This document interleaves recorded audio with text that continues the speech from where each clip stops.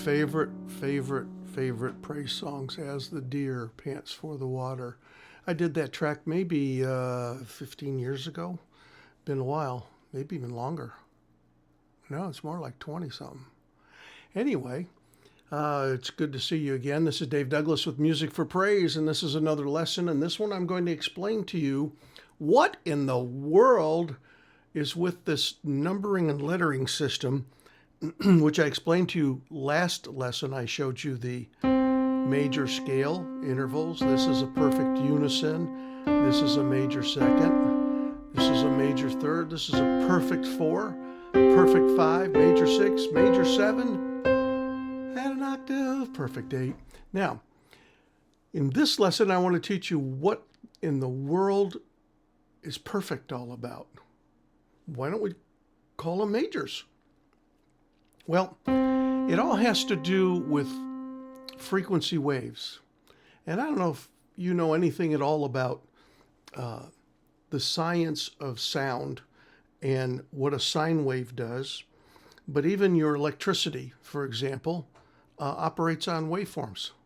AC/DC, up and down, up and down, up and down. Music operates on frequency waves that hit your ear and stimulate your mind. That's all it is. Now, if I explain it this way, I'm going to show you a frequency wave on the time bar there. That's a single note that you're seeing, and that's a sine wave of actually a flute, because it had a pretty straight tone, so I don't have a whole lot of waver in it.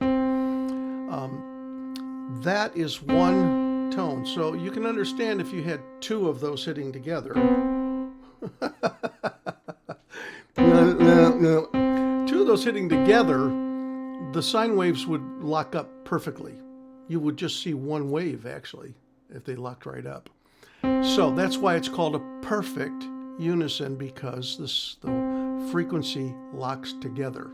Now, if I give you this one up an octave, ooh, my autofocus is going weird. If you come up here an octave above, what you'll find out is whatever this frequency is, and let's say, okay, let's go down here. Let's say it's 440 or 220. Let's pretend this is 220 and this is 440. How come? It's double the frequency. So for every full wave, up, down, across the zero line, and then back up, for every one of those, I have to go this way.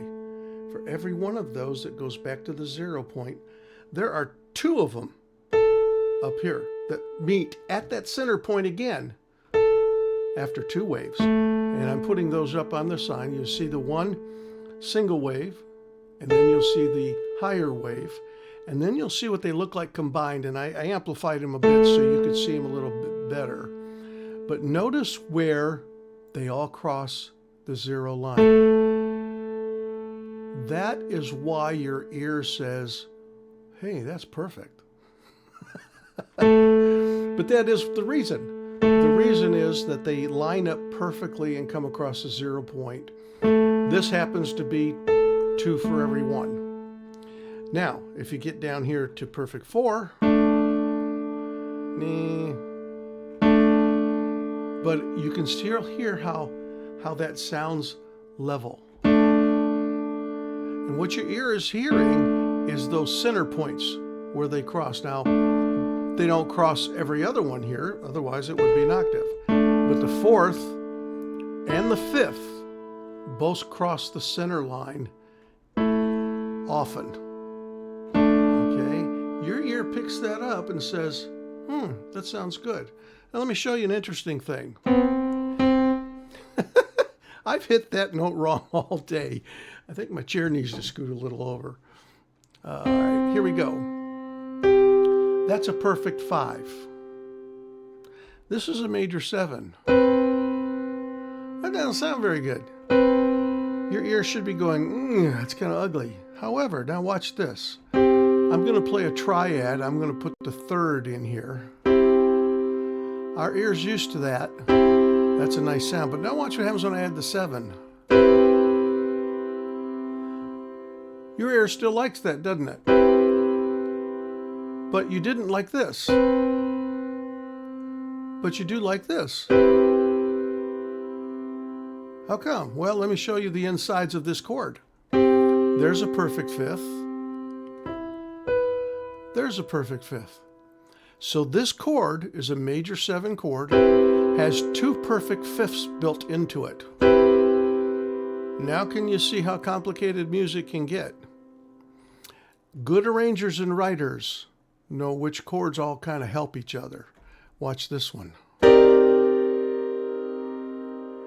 Okay, perfect 5, perfect 5, perfect 5. That's got 3 perfect 5s in it. And my ear says, hey, I like that chord. That's cool.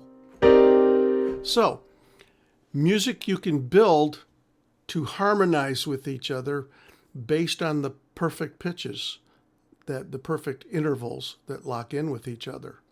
Now, the other ones are all used to give it some flavor. Watch this. Okay, perfect 5, perfect 5.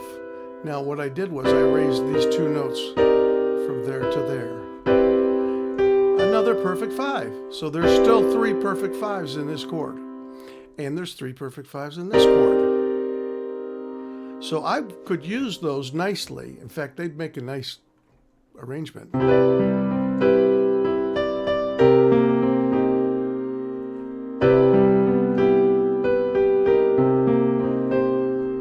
So that's what perfects do for you. Perfects lock in and harmonize with each other really nicely, and you can build the other things around it for flavor.